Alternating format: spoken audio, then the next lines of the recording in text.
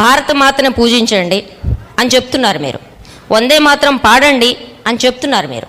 బాగుంది, రెండు బాగున్నాయి. కానీ నా దేశంలో అన్ఎంప్లాయ్మెంట్తో ఉన్న, అసంఘటిత రంగంలో ఉన్న 93% మంది నా తల్లుల్ని సెక్షువల్ లైంగిక వేధింపుల నుంచి కాపాడడానికి మీరేం చేయబోతున్నారో నాకు చెప్పండి. నాకు నిర్దిష్టంగా చెప్పండి, ఈ సంస్కృతిని మీరేం చేయబోతున్నారు. రెండోది, అయ్యా బేటీ పడావోలు బేటీ బచావోలు చాలా బాగుంది, కన్యాత్వ పూజలు బాగున్నాయి, కన్నరకానికి పాతివ్రత్యానికి స్వచ్ఛతకి మీరిస్తున్న నిర్వచనాలు కూడా బాగున్నాయి.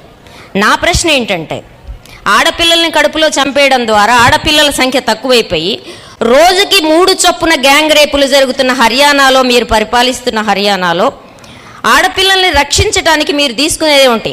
13వ శతాబ్దంలో ఉందో లేదో తెలియని రాణి పద్మావతి శీలం కోసం, గోమాత జీవితం కోసం మీరు వీధుల్లో అల్లకల్లోలాలు, రైట్స్, హత్యలు, తెగబట్టాలు, మాబ్ లించింగ్లు, మోక శరీవిహారాలు చేస్తారు. కానీ నా దేశ సంస్కృతిలో ఎందుకని ఒక కథువాలో 8 ఏళ్ల పిల్లని తీసుకెళ్లి ప్లాన్డ్గా, ఆమె వేరే మతానికి చెందింది కాబట్టి దారుణంగా రేప్ చేస్తే నా లాయర్లందరూ ఎందుకని అక్కడ వెళ్ళి ఊరేగింపు చేస్తారు? ఆ లాయర్లని నువ్వేం చేస్తావు? ఆ సంస్కృతికి నాకు జవాబు చెప్పండి. ఎందుకని ఈ సంస్కృతిని మీరు పెంచి పోషిస్తున్నారు?